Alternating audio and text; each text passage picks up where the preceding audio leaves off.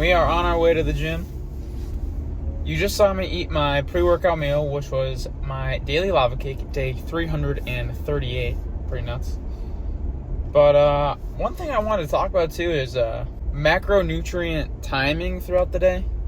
I feel like there's, especially with carbs, I'd say the most important one is eating carbs before your workout. And there's so many people out there that hate eating before they work out. First of all, I don't get that. Like, if I don't have, a full stomach and feel full before I go work out, maybe I'm weird. I, hate it. I feel like I'm, weak and I don't have enough in my system and I don't feel strong. I will say, if you go from eating nothing before working out and then eating even something small, gotta be with carbs, like a banana, I really do think people will see a massive difference in your performance in the gym. It doesn't have to be a crazy amount of stuff. I do eat a good amount of carbs in the lava cake, and I try to space it out about 50 minutes before I go lift, but that's mostly because there's a little bit of fats in it too with the egg and the peanut butter now. So that's why it's 50 minutes. If you were eating a banana, it could be 20 to 30 probably, because that would digest a lot faster. I see a lot of people do Rice Krispie treats or the cereal bars right before. That works too. That's super fast acting carbs. Otherwise, I would say to try to have protein spaced out evenly throughout your day so your body is constantly absorbing and using the protein, because that's the whole goal. You want to have your body in the correct state to absorb the protein to build or retain muscle if you're in a fat loss phase, which is why you also want to have carbs post-workout as well. That's where you want to have a lot of your carbs, because then it fills up your glycogen stores and your body uses the energy from the carbs instead of using the energy that it could use from protein and the calories from protein, and then that allows you to save the protein to be used for muscle synthesis, building, or retaining. So that's why it's also really important to have protein before bed, in my opinion, so it's constantly in your system. Not that it needs to be anything crazy, but I mean, if you're getting proper sleep, you're getting 8 hours of sleep, and you're going 8 hours without protein. That's 8 hours your body isn't able to use protein to synthesize. Fats, I would say, a lot of the reason you see a lot of people have avocado toast or peanut butter toast or eggs in the morning, or fattier meats like bacon, sausage, is because fats take the longest to digest. So it makes the most sense to have them earliest in the day, so you're not digesting them at the end of the day and it messes with your sleep or messes with your workout or whatever it may be. So that's kind of my 2 cents on that. I feel like I'm on the complete opposite spectrum of where, in terms of pre-workout nutrition, like we were talking about before, that I almost want too full of a stomach. I feel better like that. I feel like that's my problem with a lot of things, is I always want a super full stomach. There's so many people out there that just refuse to eat before they work out, and I really think it would make a difference if they had just a little bit of carbs before, because that's how you have energy, So I'm ready to go. I'm going to drink my pre-workout a few minutes away from the gym. I've been liking going to this LA Fitness right by my house.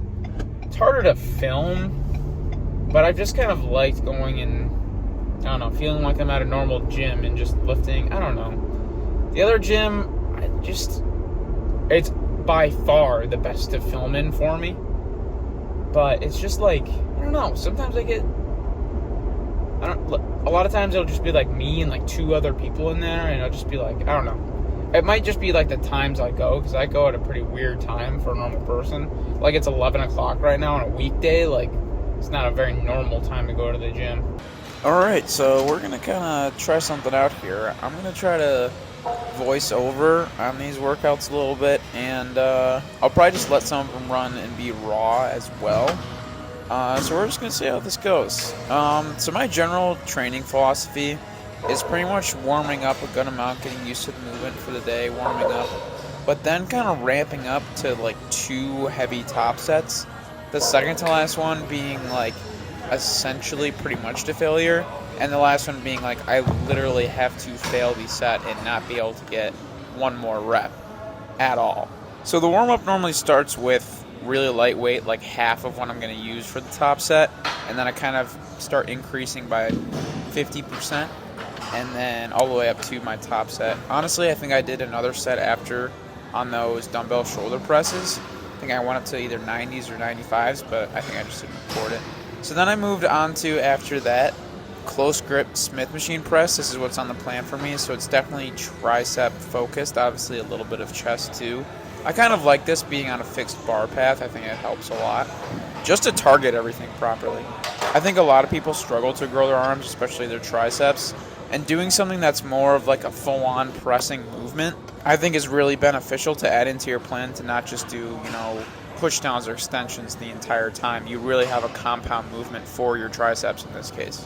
I was able to get up to 2 plates on the Smith machine today, which is by no means overly impressive at all. And it's something I've definitely done before, but I definitely noticed how much weaker I got in the cutting phase. And I have not done this in a while, so it's cool to see with food added back in that strength is increasing. This is definitely a movement I want to build upon over time. And I think by the end of this set, you'll kind of see I had like a really long, grinded out rep on the last rep.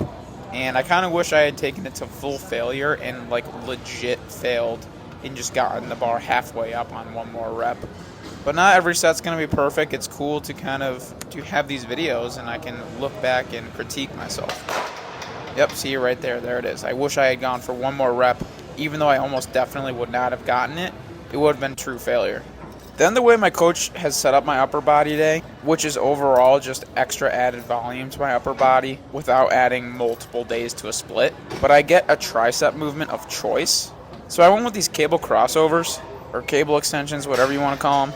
I really like these because I feel like I can fully extend and get into the lengthened position, but then also really burn out, as you're going to see here in a sec, with partials at the end. That's another way I think people miss out on growth in their arms and especially triceps. Your set, when you're going to failure, should not stop when you can't fully lock out, because you still oftentimes have a lot of reps at 75%, 60%, 50%, 40% of full extension. Then moving on, we went to high to low chest flies. I really try and focus on keeping my shoulders down in this, because when they start to flare up, that's when it brings in a lot more front delt, and this is really a chest-focused movement. So I really try and keep my arms in the same path, coming down and going back up on the eccentric, really squeezing for a sec at the bottom, and then slow back to the top. This is yet another movement where when you have a top set, it's really important to implement those partials at the end too. And that's kind of what you're going to be seeing here at the end of this set. I'm glad I kind of filmed this one. I didn't film every set. You can kind of see a set that's closer to failure like that. You saw some of those reps weren't too full range of motion, and that's going to failure. Got to use partials, man. Then I got into the back portion of the upper body day.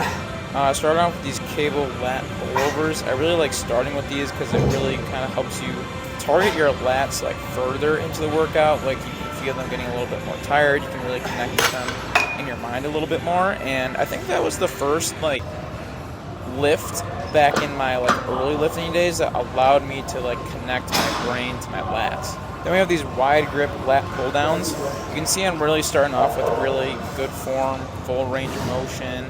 You don't have to go all the way up to the top, but you want to be slow on the eccentric on the way back up. But you can see as this gets harder and I start approaching failure closer and closer, that's when I start using a little bit more momentum and getting a little bit of those cheat reps at the end to get those partials to really get the most out of the movement. And that's why I really like doing the lat pullovers before something like this, because then I can really engage my lats.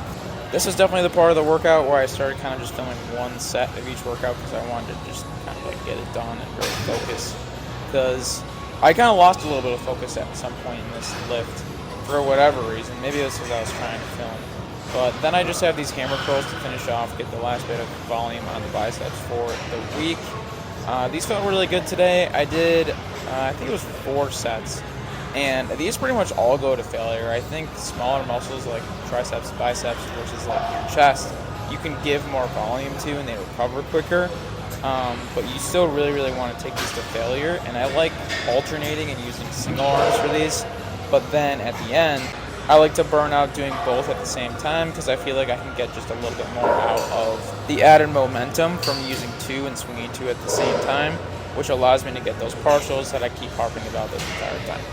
Then I went in the cardio room with a bunch of mirrors, and I was that weird guy posing, then no one really cares but thinks he's really weird. So that's kind of what I did, and just kind of didn't care about people looking at me, you know? But enjoy this now, I guess.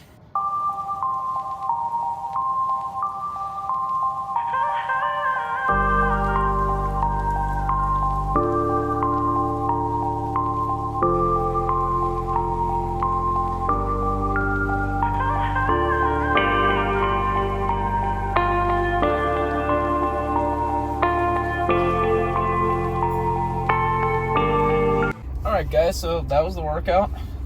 Upper body day. I feel like the workout was pretty decent. I feel like I kind of lost focus there for a while, and I think I was just taking too long.